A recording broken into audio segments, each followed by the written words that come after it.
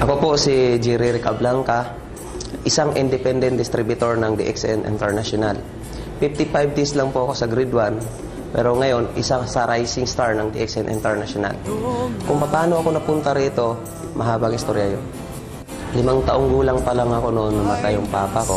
Yung mama ko naman, nag-asawa agad. Inapi ako ng stepfather ko, so walang magawa yung mama ko kasi mahal niya rin yung stepfather ko. Diba? Nung 9 na taong gulang pa lang ako, lumayas na ako. At dito ako napunta sa Maynila. Dito sa Maynila, namasukan ako bilang isang katulong, tagalinis ng plato, tagalinis ng bahay. So, binigyan ako ng amo ko ng 50 pesos kada buwan na sweldo. Paglipas ng mga isang taon, so nabigyan ako ng pagkakataon na bumalik sa Negros. Nung nasa Negros naman ako, ang trabaho ko naman noon, tagadilig ng halaman, saka tagalinis ng kulungan ng baboy.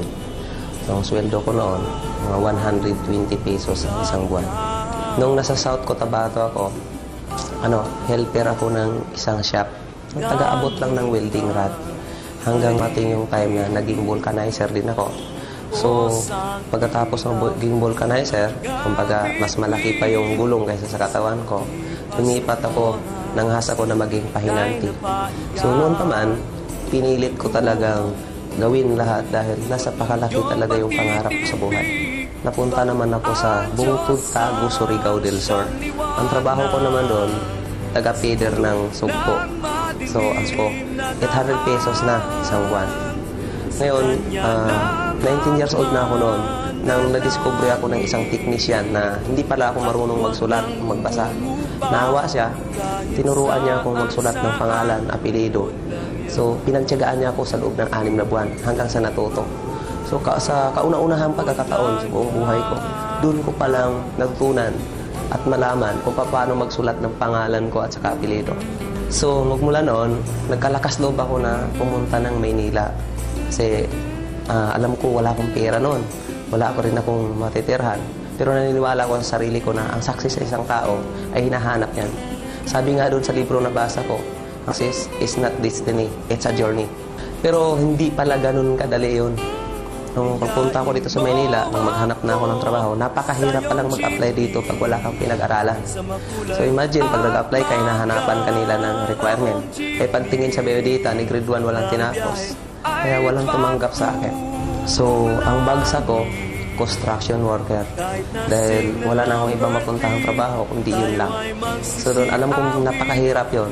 At hindi bagay sa katawan ko. Pero yun lang ang trabaho na tatanggap sa akin. Kaya umabot din ako ng mga 7 taon. Pero kahit nandun ako sa construction, nanghas pa rin akong mag-apply ng ibang trabaho para baguhin naman yung estilo ng buhay ko. Kasi napakahirap talaga. So, nag-apply ako bilang gwardiya. OJT ako noon. Halos 4 na buwan din ako nag-OJT. Taga-saludo lang ako ng mga dumadaan. So, galit sa akin mga kasamahan kong gwardiya kasi kahit taxi na dumadaan, sinasaluduhan ko.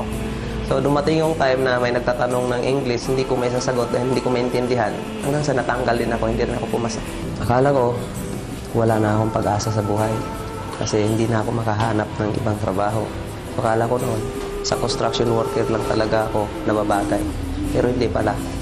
Hanggang nabigyan ako ng pagkakataon na nakita ko ang DXN International.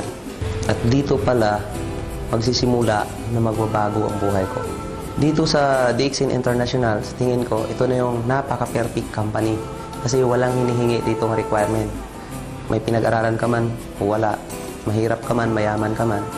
Welcome ka rito sa DXN. Dito, nakita ko talaga na napakaganda yung marketing plan. So, kahit wala kang pinag-aralan, ang dali intindihin. Kaya nag-decide ako na kailangan i-full-time ko yung independent distributor ng DXN. Pero napakahirap para sa akin noon nung sinimulan kong DXN dahil wala na akong bahay nung mauwian. Sa waiting shed ako natutulog, nagsasapin ko lang ako ng karton. Pag umulan naman, naghahanap ako ng mga tricycle na kaparada, jeep na kaparada, doon ako natutulog. At ang masakit pa nito dahil wala akong pera talaga. So nilalakad ko yun papunta sa office, makarating lang ako. Layo siguro, mga 9 kilometers from Santa Lucia to Jollibee Plaza. At masakit pa nito pagdating sa office, gutom na ako, wala rin akong pera. Nilalakasan ko loob ko, tatayo ako sa cashier. Manghihiram ako ng 2 piso ng mga bumibili ron. Hanggang sa pag nakaipon ako, ibibili ko ng Skyflake sa labas. Doon naman sa maintenance ko, ang ginagawa ko noon, alas 5 pa lang ng madaling araw, lumalabas na ako. So, sinasabayan ko yung nagja-jogging sa Santa Lucia, sa park. Inaalok ko ng isang sachet ng kape. Pag nag-order yon, wala akong pera. Kasi brochure lang pinapakita ko. Patakbo ako sa office, manghihiram ako ng mga ka-cross line ng mga kaibigan ng kape para i-deliver ko sa kanya. And then, yung 45 pesos no na yung discount, yun ang pamamasahe ko. Pero hindi rin nagtagal, nakikita ko rin yung pinaghirapan ko.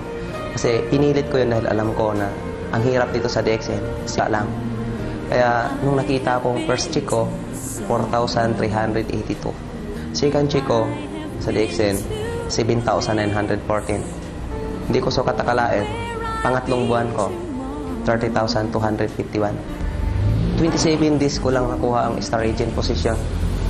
Then, 2 months and 11 days, nakuha ko po yung star ruby. Kaya, napakadali lang ho sa akin para naging rising star dito sa DXN. Magmula noon, nakahanap na ako ng magandang tirahan kahit nag-a-apartment na ako. Hindi na ako sa waiting seat na natulog. Ang pinakamagandang blessing sa akin ng DXN, 9 months pa lang ako, nakapunta na ako ng Malaysia. At yan ang kauna-unahang pagkakataon na nakasakay ako ng eroplano at nakapunta ng kahit Asia man lang. Tingin ko noon, pag kung nakikita ako na nasa hotel kami natutulog, isa sa pinakamalaking hotel ng buong Asia, ng Genting Island.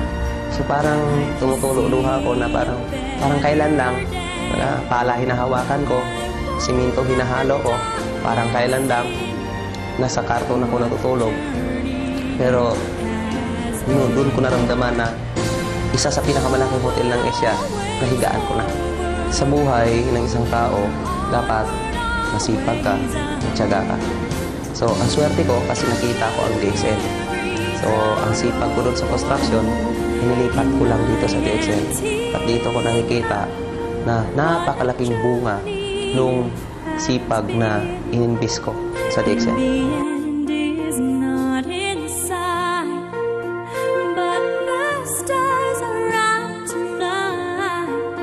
And they're bound to guide my way. When shining on my life, I can see a better day.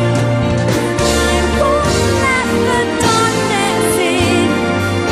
What a journey. Ako si Jerry Ricablanca, isang independent distributor ng DXN International, Rising Star.